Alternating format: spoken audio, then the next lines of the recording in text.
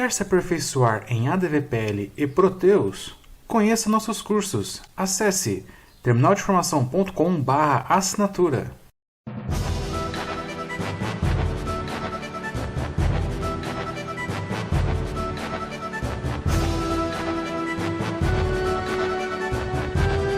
Salve, salve, jovens! Como vocês estão hoje? Espero que estejam todos bem. Jovens, nesse texto especial, nós vamos abordar especificamente sobre como criar uma API, subir um app server no Proteus, criar uma API e tudo mais, para ser disponibilizada para ser consumida por softwares externos. Então existe uma outra empresa, por exemplo, uma empresa que faça pedidos de venda, e ela precisa buscar informações do Proteus. Preciso buscar cadastro de produtos, cadastro de clientes, ou preciso incluir pedidos. Então como que funcionaria essa parte? Então, o primeiro passo, pessoal, é entender como que funciona um Web Service REST, como que funciona essa integração. Então, a gente vai subir um app server do Proteus que vai ser o encarregado de ter um serviço rodando, esperando requisições de terceiros. Então, a gente vai subir um serviço e ele vai ficar ouvindo. Opa, veio alguma requisição? E aí, se veio, ele vai devolver informações. Então, esse software externo aqui, ele vai preparar um código-fonte lá neles, então seja em PHP, C Sharp, qualquer tecnologia que eles vão utilizar aqui, e vão enviar, vão solicitar para o nosso app server, nosso Proteus. Proteus, eu preciso do cadastro de produtos. Proteus, eu preciso do cadastro de clientes. Proteus, eu preciso das transportadoras. E aí no nosso app server nós vamos ter então uma API em REST, nós vamos processar essa informação, e nós vamos devolver essa informação para esse software externo. Então você solicitou cadastro de produtos? Espera aí então, vou fazer então um select aqui na SB1. Então os dados aqui para você. E a gente vai devolver para esse cara aqui. Então tem também os tipos de verbo que nós podemos utilizar. Os mais comuns é o get e o post. Então get para buscar e o post para incluir. E existe também os tipos de conteúdo de arquivo que nós trocamos. Então os mais comuns é TXT, XML e JSON, sendo esse terceiro o mais usado em integrações com o REST. Então agora no próximo passo nós vamos ver como configurar um app server para subir então o serviço do REST. Então aqui, pessoal, o primeiro passo, a gente vai copiar então essa pasta app server que nós temos na nossa base de testes e vamos renomear para app server REST. E vamos fazer algumas modificações no app server.ini. Então a primeira delas é, claro, modificar a porta aqui de acesso. Então se eu tenho uma porta no meu serviço, vamos supor 1267, 1257, 1245, aqui eu tenho que usar uma porta interna que vai ser diferente, vai rodar o serviço no Windows. Aqui qual ambiente eu vou utilizar? Então vou utilizar o mesmo ambiente que eu tenho no meu outro app server, ambtst. E no final aqui do appserver.ini eu começo a configuração efetiva mesmo do meu REST. Então no onStart vai acionar esse HTTP job, que vai acionar HTTP start no ambtst. Essa HTTP start é a que vai realmente subir o serviço como se ele esperasse recursos de web, então recursos de integração via REST. Então, consequentemente, eu vou ter que configurar o HTTP v11 com enable 1 e habilitando o HTTP REST. Esse HTTP REST vai rodar na porta 8401. Então é essa porta aqui que eu vou utilizar no Postman, ou essa porta que eu vou utilizar no navegador para verificar para verificar a lista de APIs. Essa porta que eu vou disponibilizar para o outro sistema fazer o consumo dos recursos do Proteus. E qual URI que ela vai rodar, que vai ser essa HTTP URI, que depois nós vamos ver um pouquinho mais sobre ela. E a security nós vamos colocar como que vai ser obrigatório passar uma camada de segurança, então um usuário e senha. Até no caso a 2310 era opcional essa configuração de segurança. A partir da 2410 é obrigatório habilitar essa parte de segurança no HTTP REST. E aí, pessoal, no URI aqui nós vamos definir que vai rodar na URL/REST. O ambiente que nós vamos preparar é a empresa 99, filial 01. Se eu tivesse um grupo de empresas 01, por exemplo, e quisesse rodar na filial 0101, seria assim. Ou também tem como você preparar para todas as empresas. Mas no caso aqui nós vamos deixar apenas para 99 e 01. O número de instâncias disponíveis que nós vamos poder reservar no nosso REST e o número máximo. Nós vamos permitir a origem de todos os lugares, mas se eu quisesse restringir um número de IPs ou se eu quisesse restringir quais IPs poderiam acessar, eu poderia definir aqui. Então poderia colocar, vem desse IP, vírgula desse IP, vírgula desse IP. Apenas esses caras que vão poder consumir esse URI aqui. O CORS Enable é quando roda uma aplicação no mesmo lugar que está rodando esse app server REST. Então, por exemplo, estou montando uma tela em POI.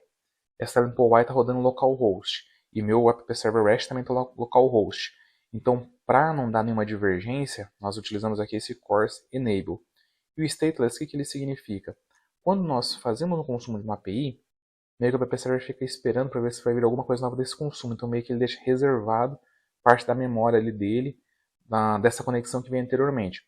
Quando nós habilitamos o stateless, significa assim, ó, cada consumo que eu fizer vai ser uma conexão única. Então, ó, app server, não precisa ficar esperando vir mais coisas da outra conexão, tá? Pode liberar a memória, pode liberar as coisas que você tem para liberar aí. Depois eu vou até deixar um artigo para vocês de referência sobre o stateless. Feito isso, então, pessoal, nós vamos subir esse app server REST. Nós vamos então vir aqui botão direito do mouse na pastinha, abrir no terminal, e nós vamos colocar appserver.exe-console. Vamos aguardar aqui então. Então ele iniciou o serviço na porta 1268 e aqui ele iniciou com sucesso o REST para a gente.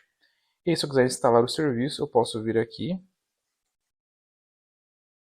Aqui eu parei o serviço, eu posso vir aqui e mudar para install. E aí ele vai vir e vai instalar o serviço. Aí no caso então nós podemos pegar e depois nos serviços do Windows dar um start nesse serviço. Mas aqui então nós vamos rodar via console só para a gente ter uma ideia aqui do funcionamento. Ele inicializou o REST, então agora nós vamos partir para o próximo passo. Então pessoal, com o serviço rodando aqui do REST, seja aqui via console, ou seja via services do Windows, aqui ele falou ó, que ele está escutando a porta 8401 e aqui vai ser qual que vai ser a path que ele vai estar esperando, qual vai ser o caminho, então /rest. Então no navegador nós vamos colocar então o endereço da nossa máquina, localhost, ou se você tivesse um IP aí você colocaria esse IP, 2.8401/rest. Então aqui ele já trouxe para a gente a tela de autenticação do Proteus. Então aqui eu posso colocar, por exemplo, admin e a senha que eu tenho na minha base local aqui. Então se eu der um entrar, então aqui pessoal ele vai mostrar a lista, ó, então tem quase 1.500 aqui né, de endpoints que nós podemos utilizar ou disponibilizar para os clientes utilizarem no Proteus. Só que supondo que eu queira criar um endpoint do zero e otimizar pouquinhos campos ali, uma coisa bem específica, só para o cliente buscar algumas informações ou cadastrar algumas informações. Como que nós poderíamos fazer isso? Então, para ganhar tempo, pessoal, nós vamos usar aqui o Alton CodeMaker. Que ao entrar aqui então em altoncodemaker.com, ele carrega essa tela de login aqui. O Alton ele é um gerador de códigos fontes, tá? Então tem aqui uma parte que gera códigos fontes em web service, REST, utilizando AWS RESTful, e nós conseguimos ganhar um tempo no nosso desenvolvimento. Então nós vamos fazer aqui o login. Então aqui preenchi um e-mail, preenchi uma senha, eu vou clicar aqui em confirmar. Aqui então, efetuado o login, pessoal, nós vamos acessar aqui essa parte aqui, ó, AWS RESTful, Web Service no padrão REST. Vamos acessar. Aqui qual vai ser o nome do nosso Web Service? Então eu vou colocar, por exemplo, ZWS Produtos. Integração com cadastro de produtos. Eu vou deixar apenas atilho. Nas definições do REST, o que nós vamos querer que nosso REST tenha? Então eu vou querer que ele tenha um get único, buscar apenas um registro, eu quero buscar vários registros e eu quero criar registros. Beleza. Qual tabela que nós vamos utilizar? Então a tabela SB1. Qual que vai ser o nome da rotina para exec autos? Então mata 010. Quais campos nós vamos utilizar? Então vou utilizar o B1 Code. Eu vou utilizar o B1 Desk, descrição do produto. Vou utilizar o B1 tipo do produto. Vou utilizar o B1 UM, unidade de medida do produto. E vou utilizar o B1 Lockpad, que é o armazém padrão do produto. Então beleza, se não me engano acho que esses aqui são os 5 campos obrigatórios que tem por default na Mata 010. Feito isso, vou clicar aqui então em gerar função. Aí ele veio aqui e gerou para a gente já o PRW certinho para nós utilizarmos. Então aqui pessoal, nós vamos clicar no botão copiar para de transferência, aqui ele copiou já tudo fonte, ou poderia salvar para RW aqui também e copiar o arquivo. No VS Code aqui eu tenho uma pastinha chamada temporários, vou então criar aqui o arquivo zws produtos.prw e vou colar aqui aquele código fonte. Aqui o que vai acontecer, pessoal? Aqui eu estou conectado na porta 1267, que é a porta que eu tenho do meu outro app server que nós fizemos a cópia. E ele tem aqui configurado o AmbTST, então vou conectar nesse AmbTST, que é o mesmo que está usando no nosso serviço de REST. Vou colocar aqui o usuário sim que eu tenho na minha base local. E aqui eu vou parar o serviço de REST, para ele não dar aquela mensagem de que não consegue acessar o repositório. Então parei aqui o serviço de REST. Então aqui vou vir aqui e vou compilar esse código fonte. Ctrl F9. Vamos aguardar então para ver. Compilou então com sucesso. Aqui deixo aí subindo o serviço. Aqui então, se eu for analisar, pessoal, o que acontece? Eu tenho uns atributos utilizados nesses AWS produtos e alguns métodos, que são os que eu marquei lá no Alton CodeMaker para gerar. E aí então eu vou ter o getID, que eu vou consumir dessa forma aqui. O getAll, que vai trazer todos os produtos dessa forma aqui. E o inclusão de registro, que vai ser esse new. E aí dentro de cada um desses métodos, nós vamos definir algumas informações, como nós, por exemplo, nós vamos pegar um JSON Object, e aí nós vamos definir o retorno dele. Nós vamos definir alguns campos de retorno. Então, por exemplo, o código, descrição, o tipo. E em cada um deles nós vamos dar um Content Type Application JSON. E nós vamos dar retornando esse JResponse. E se for casos de erro, nós vamos mostrar mensagens de erro. Produto não encontrado. Aconteceu um erro no execOut. E assim por diante. Depois nós vamos testar mais a fundo isso no nosso Postman. Mas então, depois que eu compilei aqui, por exemplo, se eu vier no navegador, então, voltar nessa parte do RESTful, recarregar a página, vamos verificar aqui. Então aqui, pessoal, já carregou a página. Se eu der um Ctrl F, ZWS, aqui ó, já vai mostrar o de produtos que nós compilamos. E se eu clicar aqui em mais detalhes, ele já mostra aqui ó, os nossos 3 métodos. Então nós temos aqui o getAll, o getID e esse new aqui. Então agora, pessoal, o próximo passo é nós testarmos então esse fonte customizado aqui. Como que nós vamos fazer isso? Nós vamos testar através do Postman. Então, para testar via Postman, primeiro nós vamos fazer o download dele. Então, você pode entrar aí no seu buscador que você mais utiliza e Postman Download. E você pode fazer o download do Postman aqui, ou se você quiser utilizar outro software como o Insomnia, fique a seu critério. Pode ficar à vontade se você já está habituado a utilizar outro. Então aqui nós vamos clicar em iniciar, aqui nós já instalamos o Postman, vamos abrir ele. Aqui então ele já abriu uma tela que tem uma requisição. No caso eu vou mudar essa requisição então aqui para nós consumirmos essa de produtos. Então eu vou copiar essa parte aqui. Então vou copiar essa parte aqui do REST. Vou vir aqui ZWS produtos barra get underline ID. E aí ID igual a F0001, que eu sei que é um código de produto que eu tenho na minha base de testes. Se eu então der um enviar aqui, ele vai acusar, ó, para você consumir, você precisa autenticar, você precisa passar um usuário e senha. Aí, pessoal, existem duas formas de você falar isso para a empresa que vai consumir o seu serviço, que é a Basic Token e a Bidder Token, que nós vamos abordar agora.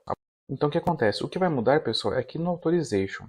A parte do Basic Auth, você simplesmente passa qual que é o username e a senha. Então aqui vou passar, por exemplo, o usuário admin e a senha tst123. E aí se eu der um enviar aqui, ele veio e retornou os dados que ele encontrou no meu Proteus. Daniel, mas então como que funciona para eu poder passar isso para outra empresa desenvolver? Então, pessoal, você vai passar aqui a URL para eles. E aqui no próprio Postman tem esse botão aqui, ó, de code. E aí tem várias linguagens aqui que o pessoal pode tomar como exemplo. Então, por exemplo, em PHP. Tá vendo essa parte aqui, ó, Authorization Basic, e tem essa string aqui? Esse cara aqui é uma string em base 64, que basicamente tem esse usuário, dois pontos e essa senha aqui, test123. Então o Basic ele funciona dessa forma aqui. Mas se o cara quiser ver, por exemplo, em Java, em C, em C Sharp, ele consegue colocar outros tipos aqui para ele se basear. Tá? Então o Postman já tem essa inteligência aqui. E nós temos também o caso do Bidder Token, que é geralmente o que o pessoal mais utiliza. E como que funciona? Quando o pessoal vai fazer as requisições, eles têm que gerar uma chave de acesso antes. Essa chave de acesso fica disponível mais ou menos por 1 hora. Então o que vai acontecer? Eles vão ter então, você vai ter que passar esse endpoint para eles, que é a configuração /rest, /api, /oauth2, /v1, /token. E aí qual que é o tipo do token? Password. Qual que é a senha que você está passando? test123.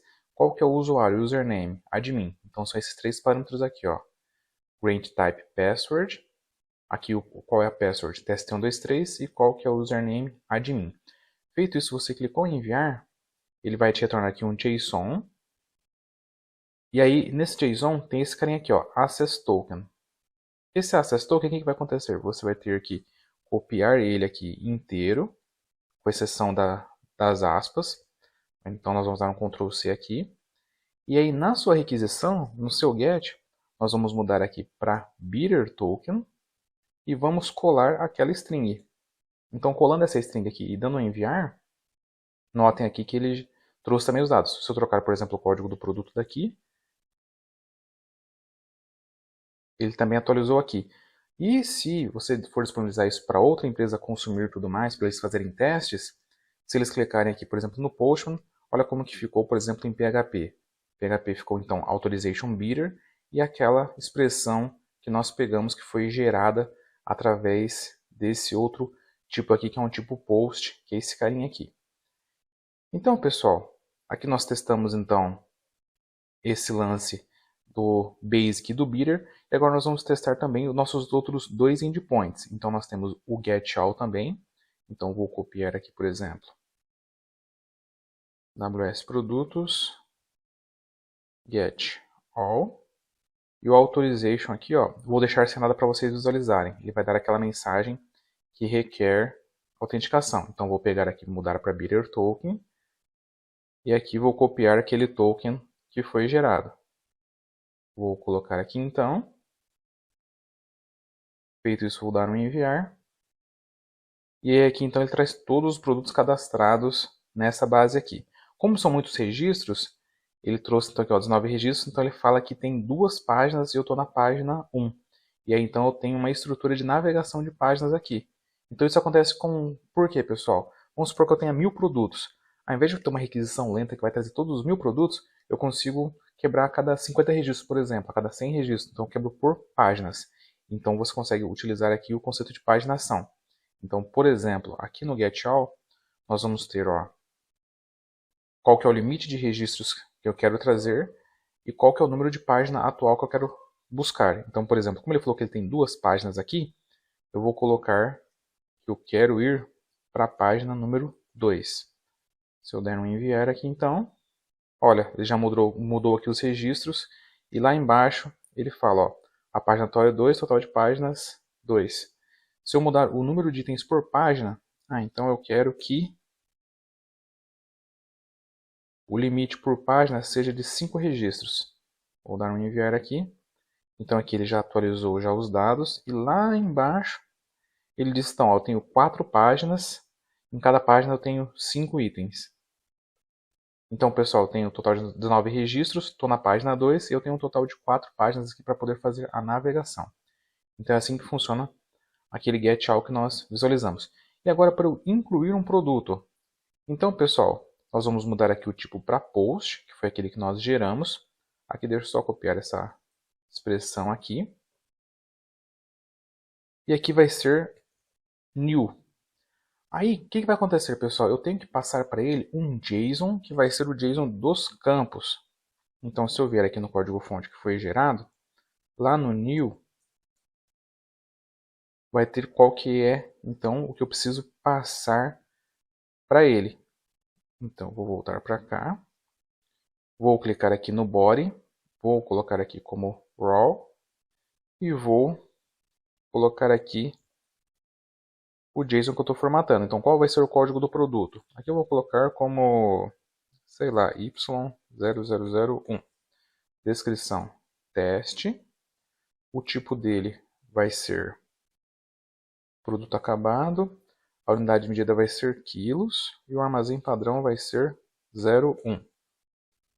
Feito isso então, pessoal, se eu der um enviar, ele vai falar que precisa passar a autenticação. Então, nós já sabemos que nós temos que passar então o bidder ou o basic aqui. Então, vou pegar, colocar como bidder, copiar lá a expressão do access token e colocar aqui para a gente. Então, vou dar um enviar.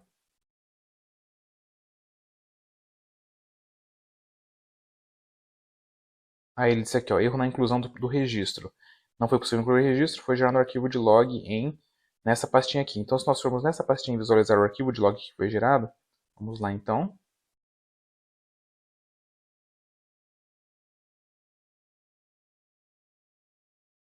Então aqui eu já tenho a xlogs. Se eu ordenar aqui por data de modificação, abrir esse cara. Então aqui ele deu que esse campo aqui está inválido, o b1code. Aí ele fala, ó, já existe registro com essa informação. Troque a chave principal dele. Ah, então esse código de produto já existe. Então se eu pegar aqui no SQL, dar um select asterisco from sb1990, onde não tem registros apagados, dar um F5 aqui. Ah, então realmente ó, o Y001 já existe essa base. Então deixa eu ver um que não existe aqui. Opa! Ah, então ó, não tenho nenhum que começa com a letra Z. Então vou testar aqui com a letra Z. Se eu mudar então aqui no body para Z0001, vou dar um enviar. Que então ele colocou o registro incluído com sucesso. E se nós formos lá no SQL, dar um F5 lá no final nós vamos ter esse Z0001 teste. Então, pessoal, deu certo aqui também a parte de criação de produtos naquela API que foi gerada pelo Alton. E agora, pessoal, nós vamos ver como debugar ou depurar um código-fonte em REST. Então, você precisa testar ali como é que está a execução dele e tudo mais. Como nós podemos fazer esse debug? Primeiro passo, pessoal, isso no caso para 2410, é que nós vamos ter que fazer o quê? Nosso appserver.ini ele vai ter que ter também uma forma de nós acessarmos ele via navegador. Então nós também tivemos que habilitar aqui o web app nele. Então aqui nós colocamos a porta 8098 para executar o appserver.ini, para executar o REST. Então nós podemos acessar ele via navegador. No caso do VS Code, nós precisamos também utilizar essa mesma configuração do nosso REST. Então lembra que nós configuramos ele na porta 1268? Nós adicionamos aqui no nosso VS Code a mesma conexão com o app server REST e nós conectamos também no AmbitST. Então nós estamos conectados direto, no serviço que está rodando o REST. E por último nós vamos abrir, então, apertando Ctrl P, launch.json, nós vamos ter que ativar esse carinha aqui, ó, Enable Multithread, nós vamos colocar como True, para ele habilitar então múltiplas threads na execução então de um código. Feito isso então nós colocamos nosso appserver.ini web app no VS Code, nós estamos conectados direto na porta do REST, do appserver do REST, e nós configuramos o multithread, aí então basicamente nós colocamos um breakpoint no método que nós queremos testar, então nesse caso aqui o post, que é o caso que nós estamos aqui no nosso Postman. Então nós simplesmente damos aqui um F5 para iniciar uma depuração qualquer. Então o que acontece? Nós inclusive podemos colocar uma função que não existe, xxx, underline ou qualquer coisa, apenas para ele abrir o Proteus. Então ele iniciar uma thread com o Proteus. Aqui no caso eu vou colocar apenas sigadv. Aqui então ele abriu o Proteus na tela de login. Eu não preciso fazer o login, tá? Então aqui ele já está entendendo que eu tenho uma conexão direta do VS Code com o meu app server debugando. Então o que acontece? Qualquer requisição que venha para o meu app server, ele vai entender que eu estou debugando um código. Então se eu der um play aqui, ó, como eu tenho um breakpoint, ele já piscou aqui o VS Code e parou no breakpoint nosso aqui.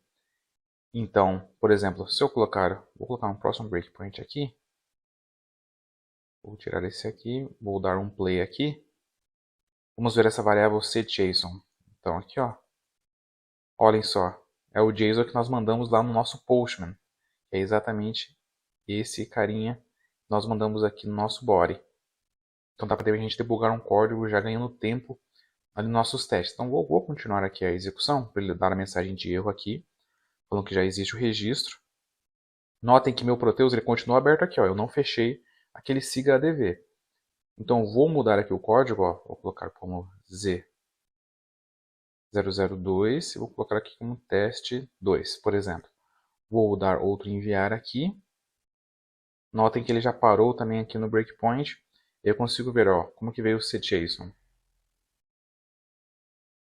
Se eu ver aqui, ó, lá, ó, Z002, teste 2.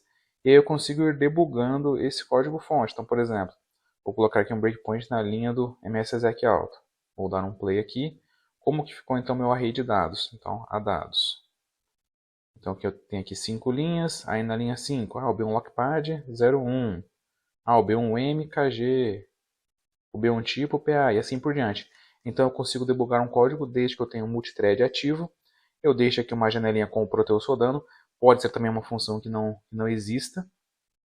E aí eu consigo debugar esse código e agilizar ali o entendimento do que está acontecendo nos endpoints, nas APIs. Então, pessoal, espero que vocês tenham gostado desse day especial. Lembrando, pessoal, que esse vídeo aqui foi mais um overview sobre como que funciona essas integrações, como nós podemos criar um endpoint customizado e disponibilizar para um software terceiro consumir. E nós temos outras aulas abordando mais a fundo sobre isso. Então, para quem tiver interesse, pode acessar terminalinformação.com/assinatura, que lá tem maiores detalhes. Ou se tiverem dúvidas, podem entrar em contato conosco. Deixem um joinha para ajudar o nosso trabalho, deixem um comentário com o feedback. Agradecemos o carinho de todos. Um grande abraço a todos e até a próxima.